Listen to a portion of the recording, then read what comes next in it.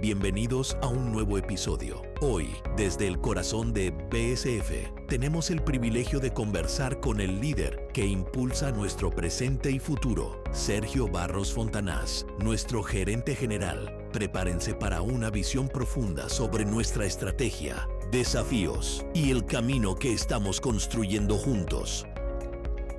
Con más de 40 años en logística, en Bodegas San Francisco, decidimos hacer una pausa para escuchar, compartir y conectar. Este podcast nace de este impulso, contar lo que hemos aprendido y lo que seguiremos descubriendo. Porque como en toda buena bodega, siempre hay espacio para más. Hola a todos, bienvenidos a un nuevo episodio del podcast de Bodegas San Francisco. Estamos hoy con Sergio Barros, gerente general de la compañía, quien en el marco de su aniversario número 40 nos va a contar un poco sobre los principales desafíos y tendencias también de la industria del bodegaje. Bienvenido, Sergio. Hola, mucho gusto, muchas gracias. Lo primero que te quería preguntar, en el marco de tu gestión, es ¿cuál ha sido el mayor desafío al liderar una empresa de esta escala?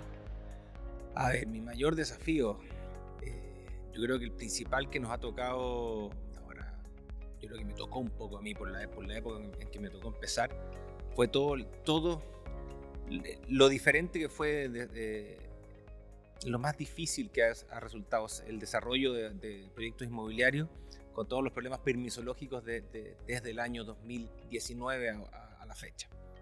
Eso ha sido sin duda, lo que antes tomaba tramitarse un par de meses, un par de semanas, incluso ahora se ha extendido a tramitaciones de años. Eso ha sido sin duda lo que ha marcado este último tiempo. ¿Qué decisiones recientes han sido clave para mantener la posición de liderazgo de Bodegas San Francisco en la industria?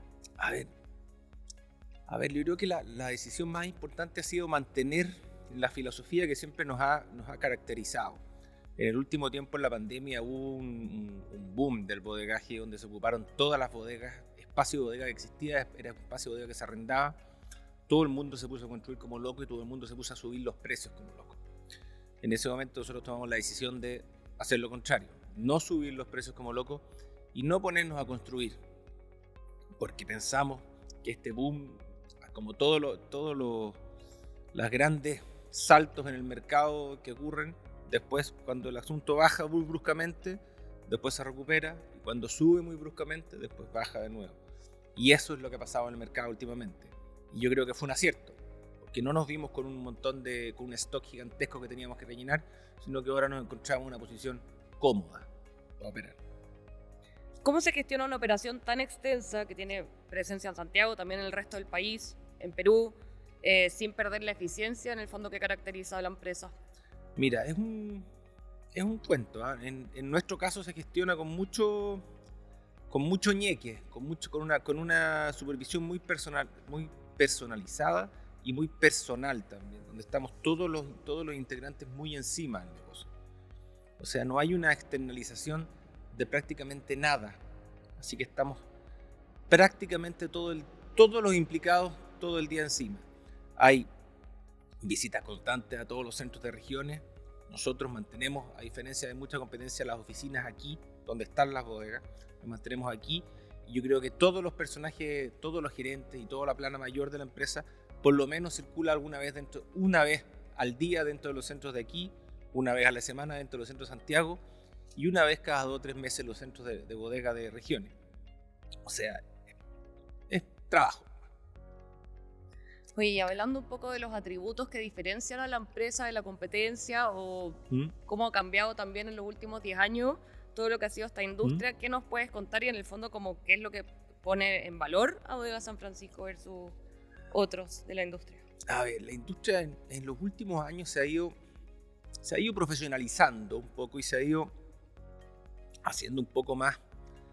A ver, hay muchos competidores y mucha gente, muchos fondos de inversión y muchos inversionistas se han dado cuenta que este es un negocio que es relativamente seguro y donde se puede sacar, donde se puede invertir, porque fueron desapareciendo los negocios de la oficina, fueron desapareciendo los negocios de los edificios, fueron desapareciendo todos esos negocios que antes existían donde los grandes fondos de inversiones invertían, fueron desapareciendo y se ha ido concentrando esas inversiones en el rubro del industrial.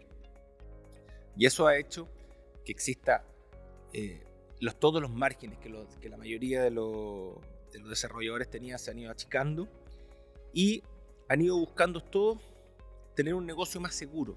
general. ¿Y cuál es la forma de hacer que este negocio sea seguro? Es hacer una gran superficie, ojalá arrendado a un cliente, y ese cliente que tenga un contrato, ojalá del canon más alto y del precio más largo. ¿Y qué me genera eso? Que yo puedo desarrollar, construir esa bodega o ese centro logístico, ojalá arrendárselo a un cliente y venderlo después a un fondo de inversión extranjero, una cosa así.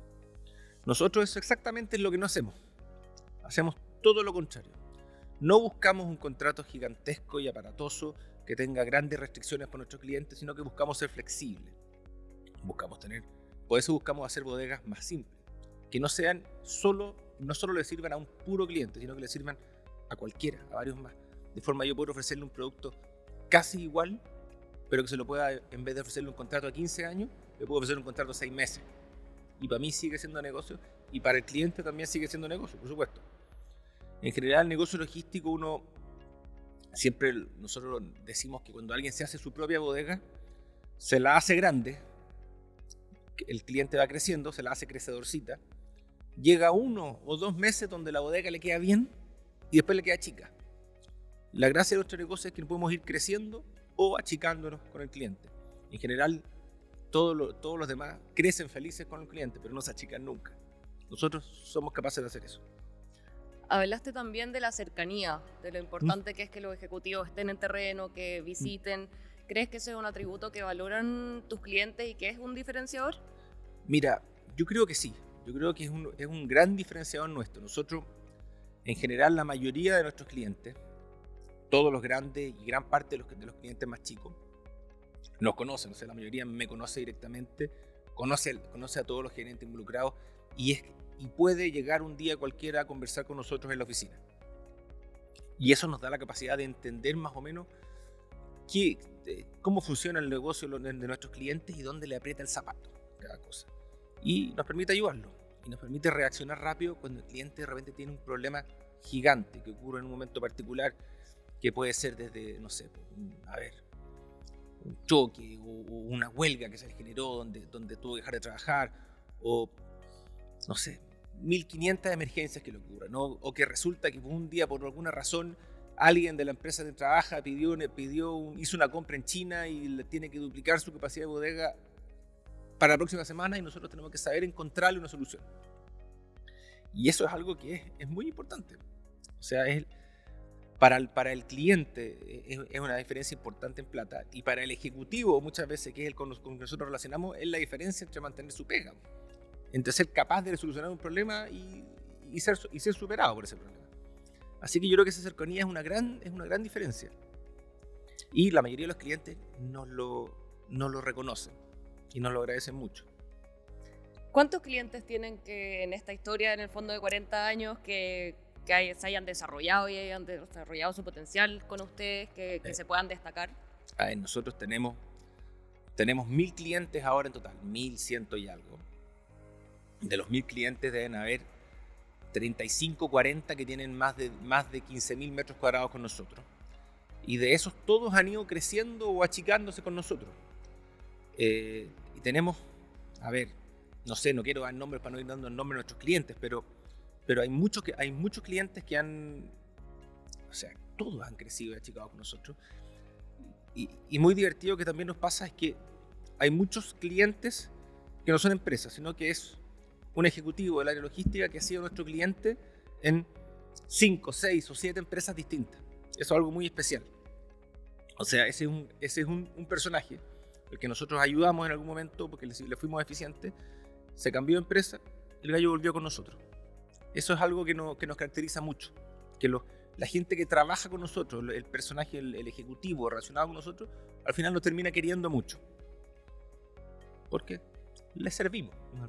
Volviendo un poco a la flexibilidad, ¿cómo se adaptan ustedes a industrias tan distintas como el retail, alimentos, farmacéuticas?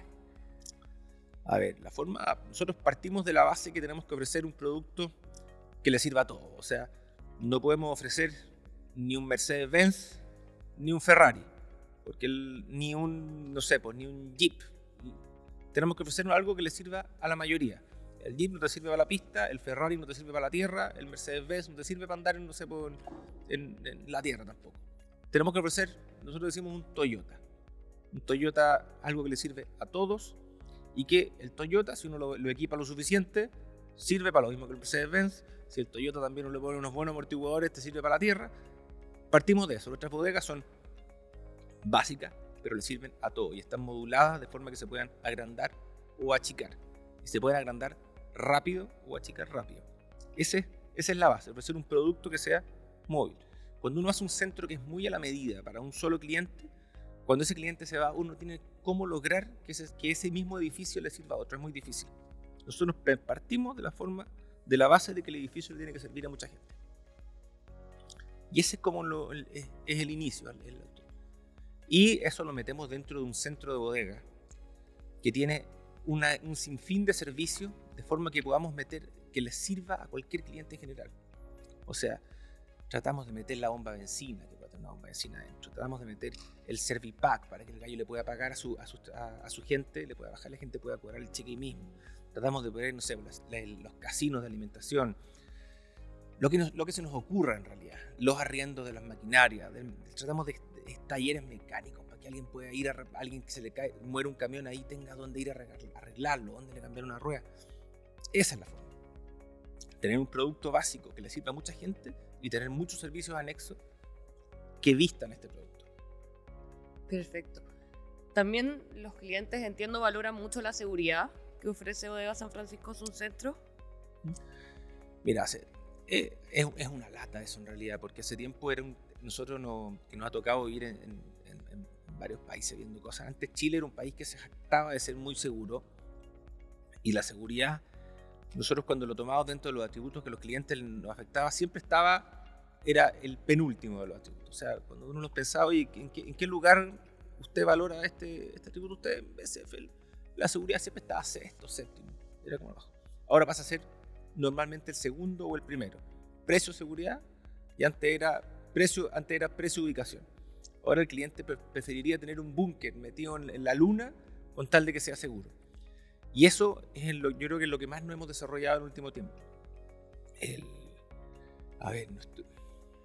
Yo creo que prácticamente ya parecemos como unos alguaciles en el oeste, en toda la zona. Nos preocupamos de todos los sectores de alrededor y los centros internos. Y es una pega de loco, constante, y solo aumenta. No hay ningún indicio que vaya a disminuirse. La violencia de los crímenes, nosotros lo vemos en los exteriores de nosotros, ya es alarmante, y es algo que le hemos metido mucho. Creo que sin duda, y estamos todos los días innovando. Ya tenemos una central de cámaras ya que ya se la envidiaría la Costanera Norte, ya no caben más pantallas para que venga yo. Todos los sistemas de inteligencia artificial para que el personaje que esté mirando la pantalla esté viendo una pantalla donde esté pasando algo. Ya debemos juntar más de 1500 cámaras de vigilancia. Ya estamos armando hasta los globos como los que tienen las municipalidades para poder vigilar tanto posibles incendios como intrusiones que tengamos. Es un asunto donde estamos todo el día inventando cosas nuevas. Y tenemos que estar todo el día inventando cosas nuevas porque los malulos están así, todo el día inventando cuestiones nuevas. Oye, ¿y cómo equilibran entonces flexibilidad, seguridad y todos estos atributos con los costos también? Mira, al final es difícil. Nuestra gran gracia para equilibrar los costos es que somos grandes y podemos tener economías de escala muy grandes. Entonces, si tú tienes una bodega, para ese cliente tener un guardia es un costo importante. Si tenías un guardia para 2 bodegas, ya es la mitad. Si tenemos un montón de bodegas, tenemos una cantidad poca de guardias eficientes con las herramientas necesarias para poder ser eficiente, ese costo se va reduciendo. Y a su vez, también la tecnología te va ayudando. O sea, cuando antes uno necesitaba 100 personas para vigilar, no sé, por 100.000 metros cuadrados de bodega, ahora con esas mismas 100 personas podéis vigilar 200.000 metros, porque tenéis mucho más eficiente.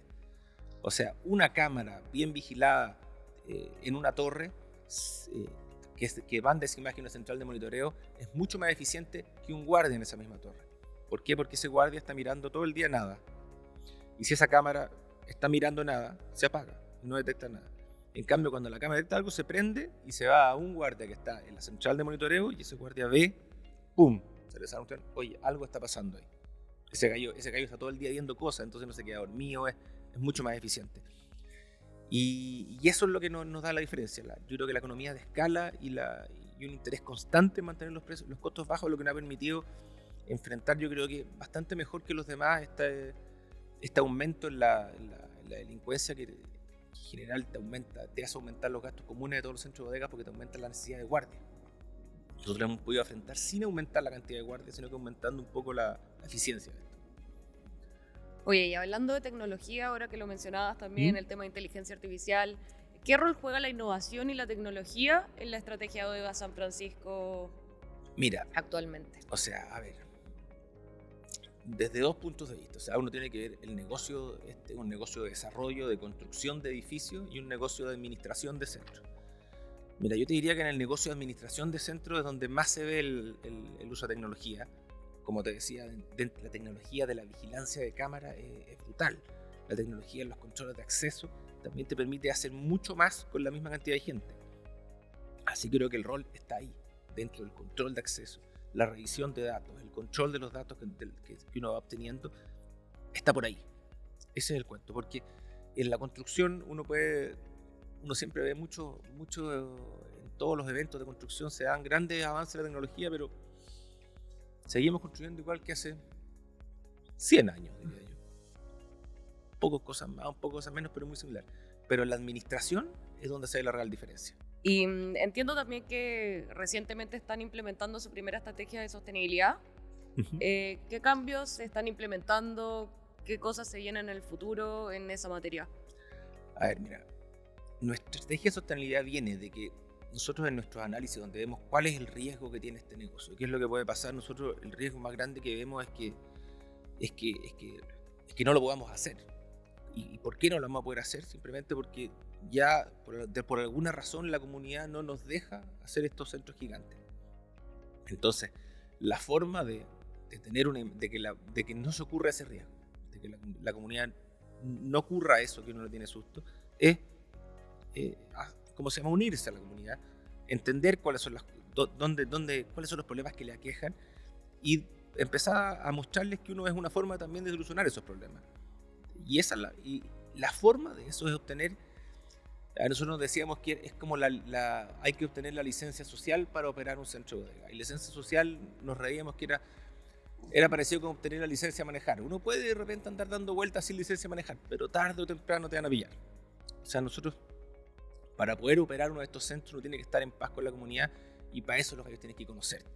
Nosotros tratamos de ser conocidos y que la comunidad nos vea como alguien positivo, que estén felices de ser vecinos de nuestro centro. Esa es la base de nuestra estrategia de sostenibilidad, ser percibidos por nuestro entorno como una empresa responsable y que es beneficiosa para ¿Qué acciones podrías destacar, no sé, que se vayan a implementar en un futuro cercano? A ver, hay un millón de acciones, pero no sé, a mí las que más me apasionan son de las relaciones con la comunidad, desde la relación con carabineros, bomberos, juntas de vecinos en general, que yo creo que ya las conocemos a todas. Esas son las acciones que a mí más me marcan. Nosotros hemos tenido muchas otras, tenemos trabajo con CONAF, hemos hecho helipuerto, hemos hecho estaciones de bomberos, para bomberos en nuestro centro. Pero sin duda a mí las que más me gustan es el trabajo comunitario en general. Es el trabajo con la comunidad. Yo creo que es el que tiene el mayor punch, es decir, es lo que más deja. Porque los otros también uno ve que son grandes inversiones, se puede construir un edificio, una cosa así, pero queda y se evapora. Ese trabajo queda para siempre. Uno queda metido, el trabajo con los niños en las escuelas, de repente que hacemos, eso es lo que uno más ve que queda más en el tiempo. Es el que más me gusta. Oye, vamos a hablar un poco del rol que cumple BCF en el país. Me gustaría que me hablaras un poco sobre eso, cómo están viendo el panorama de la logística a nivel nacional, cómo están viendo quizás también los próximos 40 años.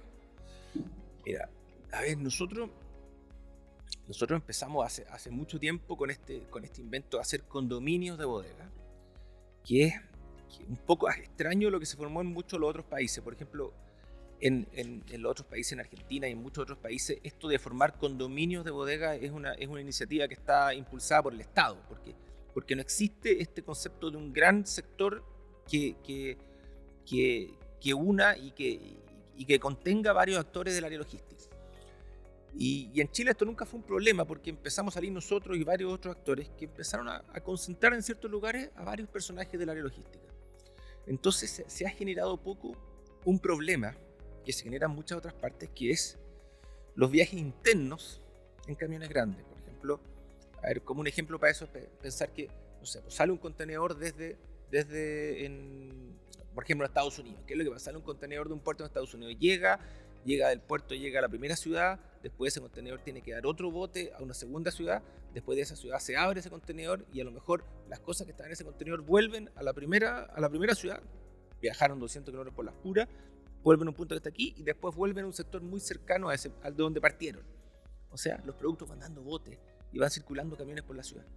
Nosotros y varios otros actores como nosotros, hacen que los camiones lleguen, un camión grande, directo desde el puerto, y en un solo lugar agarre, ojalá se vacíe ese contenedor, salga del camión, se ponga en la boca de un retailer grande.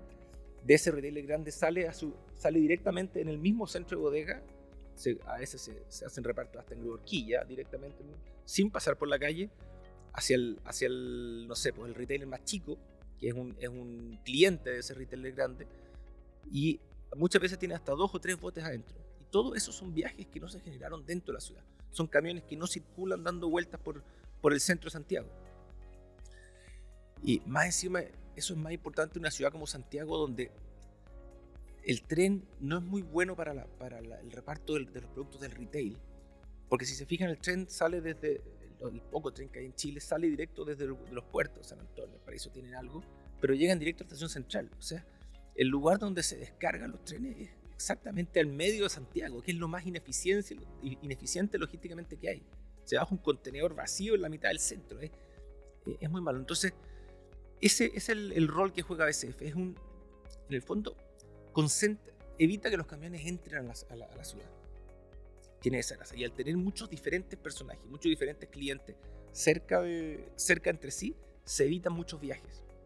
Si hubiera una bodega, no sé, un gallo tiene una bodega en Ñuñoa, otro en la Florida, y el cliente, el que le reparten, tiene la bodega, no sé, en la cisterna, son puros viajes que se ahorran. Y que es muy beneficiente. Un camión metido en la ciudad siempre deja un enredo. Oye, y en tendencias de la industria del bodegaje que podamos ver de aquí, no sé, a 5, 10 años, que podamos mencionar. Oye, mira, a ver, tendencia. No sé, o sea, si yo tuviera la bola de cristal estaría mucho más tranquilo.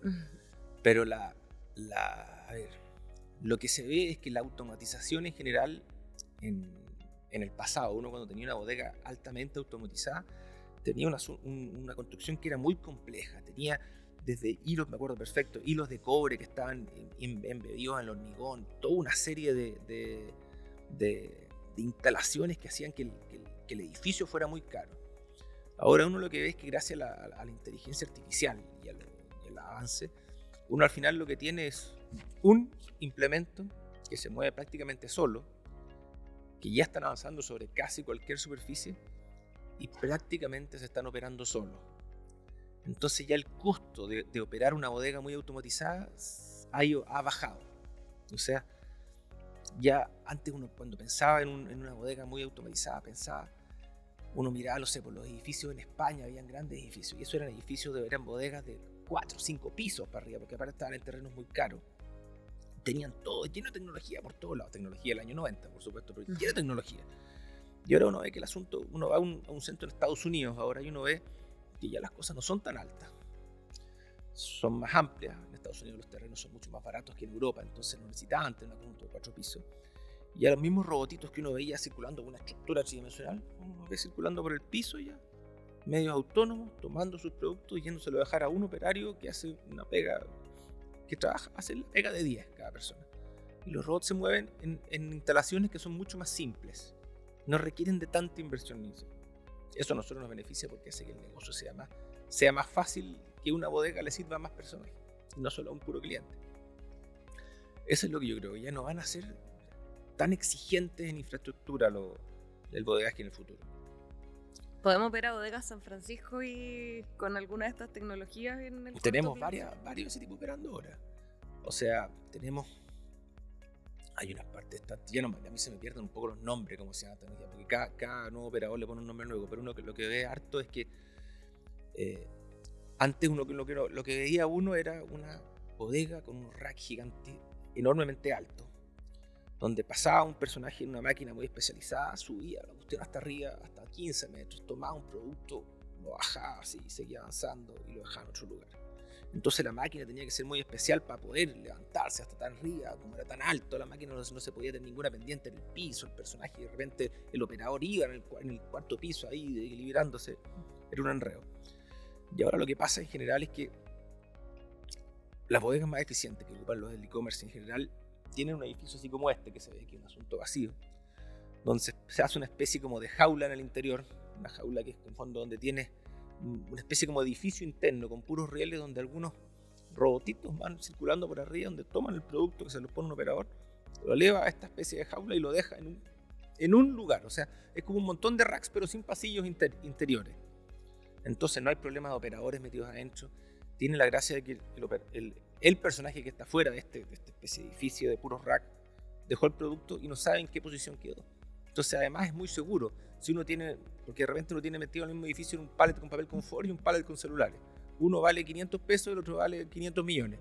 Entonces ese pallet queda en un lugar donde ni siquiera el operador sabe dónde está. Si alguien se lo quiere venir a robar, no lo pillan de ninguna forma. Pues tendría que venir como un malabarista o como un trapecista a darse vuelta por dentro para sacarlo. Eso se ve mucho ahora dando vueltas. Y tenemos varios clientes que lo tienen dando vueltas. Se llaman como los ya se me olvida el nombre del personaje. Pero ya se ven bastante dando vueltas y cada vez tienen menos requerimientos. Cada vez son más fáciles de instalar. Perfecto. Hablamos un poco antes también de los desafíos, partimos con eso, hablamos de permisología, pero me gustaría saber qué otros desafíos se ven en los próximos años, en la logística, en la industria del bodegaje. A ver, los desafíos que más veces son los desafíos en Chile. A ver, los desafíos en Chile, lo que uno ve es que hay los dos grandes puertos de Chile conectados hacia la zona central, que están cada vez conectados por una vía que está cada vez más congestionada. Hay grandes problemas para llevar la carga desde los puertos hacia los centros de acopio, es como lo que seríamos nosotros. Porque después de esos centros de acopio se mueven antes se movían hacia las tiendas, ahora ya prácticamente de los centros de acopio se están moviendo hacia la casa del consumidor final. Entonces, hay mucho desarrollo en el movimiento del centro de acopio a la casa del consumidor final. Eso es lo que uno ve, todos los desarrolladores de última milla que se ven. Pero no se ve mucho en el desarrollo desde el puerto hasta el centro de acopio. Uno ve que se habla del megapuerto San Antonio, pero no se habla de cómo van a llegar las cosas del megapuerto San Antonio. Van a tener que salir por la misma carretera al Sol, que uno ve que está tapada todos los días. La inseguridad hace que no haya prácticamente viajes de la carretera al Sol, por ejemplo, a estos puertos durante la noche. La carretera al Sol la noche está vacía. Subimos la ruta 68. Nadie circula por la noche porque los camioneros tienen susto que los vayan a asaltar. Entonces tenemos una carretera que en el día está totalmente saturada. En la noche nadie la ocupa por susto. Y cada vez que uno le pregunta a la autoridad de gobierno hablan todos del tren, y la realidad es que el tren no ha empezado. Y son obras que se demoran 15, 20 años, y si no empezó ahora ya está tarde. Ya no llegó. Entonces yo creo que ese es un gran desafío. ¿Cómo lograr sacarle a estas carreteras que unen los puertos de Chile con Santiago y de Santiago al resto de Chile? ¿Cómo lograr sacarle provecho? ¿Cómo hacer que se pueda circular en la noche? ¿Cómo hacer a lo mejor con camiones autónomos que generen? ¿Cómo sacarle más eficiencia a esa infraestructura que tenemos? Perfecto. Oye, volviendo un poco al aniversario, que es lo que nos convoca, me gustaría preguntarte un poco sobre qué tipo de cultura interna promueven ustedes para seguir creciendo los próximos años. A ver, como de cultura interna, nosotros somos de mucho trabajo así, esencial, de estar metido con las manos en la masa. Somos intrínsecamente mi padre, todos los creadores de esta empresa son todos constructores, y nosotros tenemos la construcción metida en la cabeza. nos gusta estar siempre creciendo, siempre nos mantenemos creciendo, más, menos, pero nos mantenemos creciendo. Y esa es una cultura, algo que siempre te está impulsando a hacer las cosas, como tratar de mejorar un poco.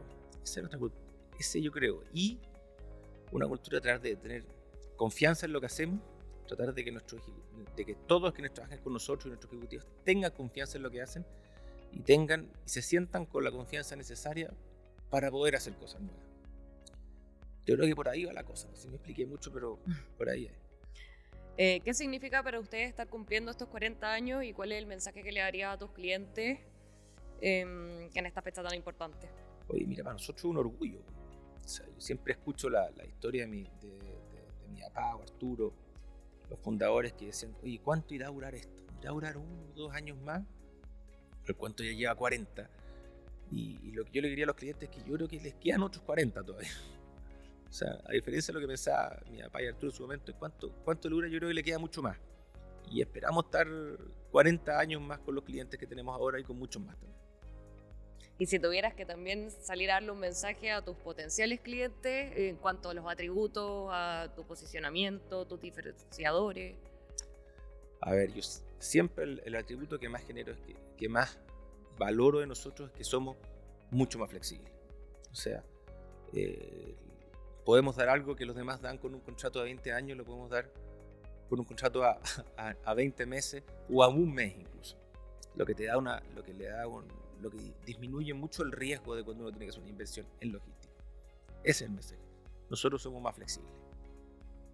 Además de más seguros y estar bien ubicados y todo eso, somos especialmente flexibles. Bien, y como para ir cerrando un poco, me gustaría saber cuál es la visión que tienes para la empresa de aquí a los próximos 10 años. Bueno, es difícil. Nosotros es una empresa que cada vez la hemos ido profesionalizando mucho más. Yo creo que partió muy profesional, fue creada por profesionales y por ingenieros, todo, pero cada vez le hemos ido metiendo más eficiencia en el manejo, más eficiencia en la administración, más eficiencia en la administración de los centros, más eficiencia en todo. A ver, ¿cómo veo este asunto dentro de 10 años más? Lo veo como una empresa ya siempre creciendo, en diferentes lugares, o sea, tanto en Chile como en Perú, siempre buscando cosas nuevas para hacer. La veo, por supuesto, siempre más ordenada, siempre más personal. Probablemente vamos a seguir haciendo nuevos centros de bodega y renovando los antiguos. Ese es más o menos y probablemente metido, lo que es un ratatrop, porque tiene que viajar, pero metido en más países, de vuelta. Eso te iba a preguntar, ¿algún centro, alguna proyección? Mira, siempre estamos mirando. Chile y Perú son muy cómodos para hacer negocio ahora. Antes es un problema que tiene Chile, que sigue siendo muy cómodo para hacer negocio, y especialmente el negocio inmobiliario de nosotros. Se ha ido poniendo menos cómodo en el último tiempo, pero sigue siendo muy cómodo. Perú también lo es. Perú es un país que tiene mucho por crecer. Yo creo que tiene mucho menos desarrollado el área logística que Chile, así que yo creo que vamos a crecer mucho ahí también. Y hay muchos países cercanos a Chile que por la idiosincrasia uno lo tenía mucho susto entrar. Siempre Argentina ha dado un susto horroroso para los chilenos entrar, porque es muy difícil. Pero no sé, tal vez sea una oportunidad en el futuro. Y varios otros países también tenemos ahí dando vueltas, mirando.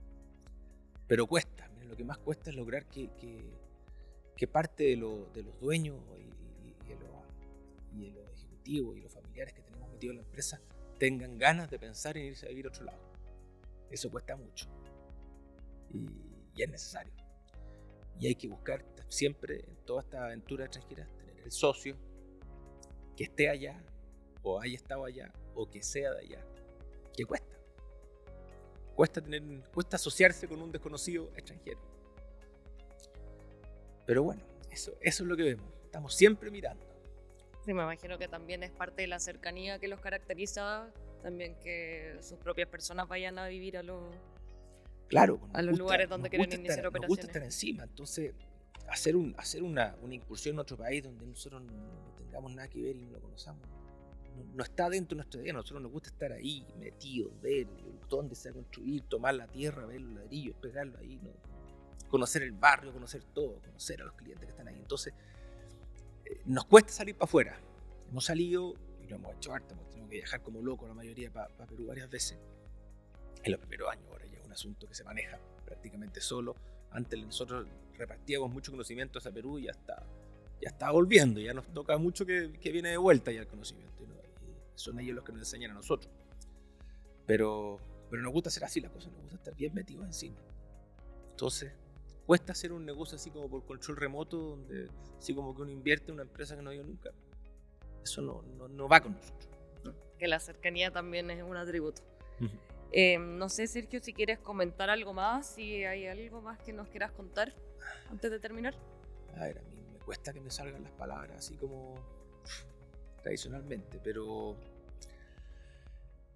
no sé, estoy muy contento, estoy orgulloso de estar en estos 40 años de la compañía.